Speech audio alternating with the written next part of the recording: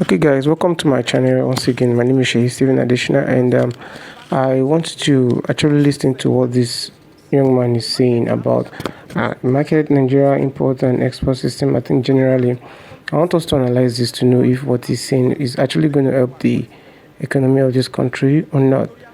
Please let me allow you to enjoy his definitions, conversations, his own opinion, his own reasons. A market in African culture is a place where producers of diverse kinds of products comes to sell and exchange goods.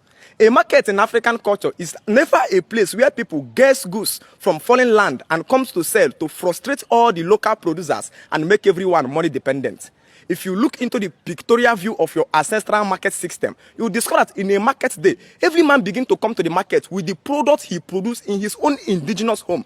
Maybe his plantain, maybe his yam, maybe his palm wine, maybe his abo, maybe his hand fan, anything, maybe his blacksmith something, maybe his ogene, anything at all that was locally produced by the people. And therefore the people who comes to sell, and on account of that, the people are dependent upon themselves to reproduce the things they need, the things they use, and the things that are sold in the market system. Immediately the white men came and introduced a marketplace system where people goes to foreign land, bring foreign products, and come down to the market center to frustrate the indigenous producers. Automatically Africans has been made to shift their gaze from productivity to money, and therefore money now makes us money dependent. And the problem is that money don't solve problem.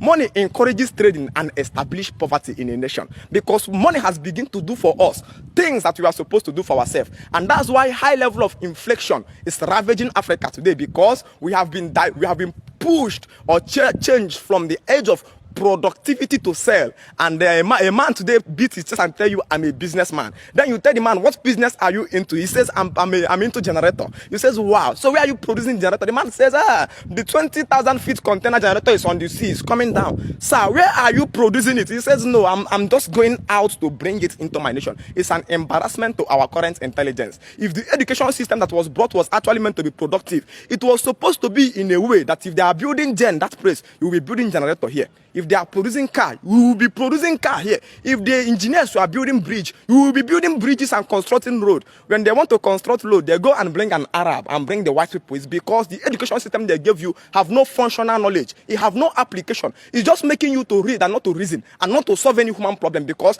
anytime education is not solving problem, it makes you totally dependent. So the education was actually a way of trapping the productivity lifespan of the youth, so that the youth or the society can be dependent on money. When the society depends on money, we become useless. That's the reason why anytime dollar is rising and we are panicking. Dollar have no effect on people that are producing what they are using. In the days of your ancestors, when they produce their food, when they produce everything they need in their home, if dollar is rising, it's none of their business, because they are not dependent. But when dollar is rising, you remember your foreign rice is going to come down from there. Your heart skip. When dollar is rising, you remember your phone is going to come down from dollar.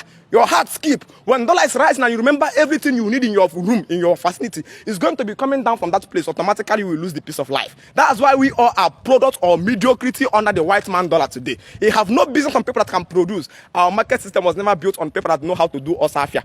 Most of 80% of Igbo businessmen today are just osafia people. You are not a businessman. In business starts from productivity. When you don't produce what you are selling, you are just on your osafia. It's called middleman. Middleman is less like those people in our Tanzania market that doesn't have a shop. Their assignment is to ask you what you want. They collect money from you, rush to somebody's shop and buy. The same thing that person is doing is something you that have a shop where you are selling that thing is doing. You just travel down to China, buy a generator at a cheaper rate, come down here, you add extra times 2. If you make profits much more than the person that produced the generator, you are a wicked man. And you say you are a businessman. No, you are not doing business. You are just manipulating the sites and making everybody in the system poor. It's time for us to produce that which we use in our economy. If only Africa will become strong again. It's not oratory. Our government can engineer it. When we are talking about African revolution, we are talking about African renaissance, restoration of our way system. Our marketplace is supposed to hold only our products.